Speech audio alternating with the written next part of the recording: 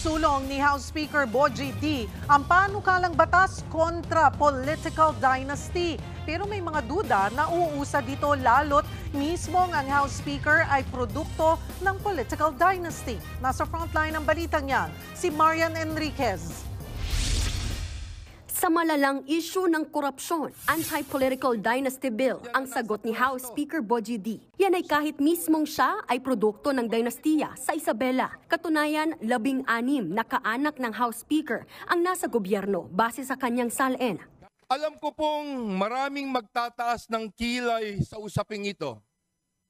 At aaminin ko rin, alam kong may mga matang nakatuon sa akin.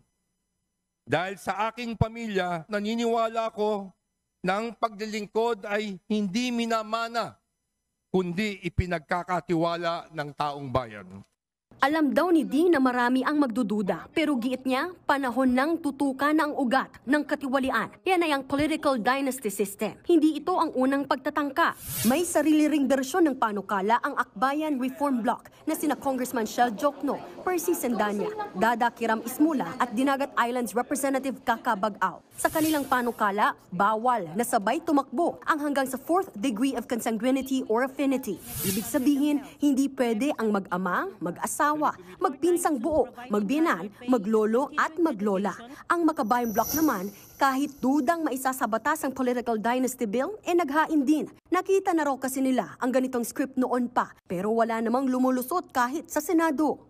Hamon ni Caloocan Representative Egay Erice kina Pangulong Bongbong Marcos at Vice President Sara Duterte. Kung gusto mo talaga ng reforma, dapat magsimula ka sa iyong sariling pamilya. Kung para sa bayan siya at hindi sa supremacy ng political family nila, dapat suportahan niya rin. Sa ngayon, 6 na anti-dynasty bills ang nakabinbin sa Kamara. At base sa datos ng Philippine Center for Investigative Journalism o PCIJ noong 2024, 71 sa 82 na gobernador at 113 sa 149 na lungsod sa bansa ang kontrolado pa rin ng mga political dynasty. Sa Kongreso, mahigit 200 na mga mambabatas ang kabilang sa dynastiya. Nagbabalita mula sa Frontline, Marian Enriquez, News 5. Mga kapatid, Cheryl Cosing po.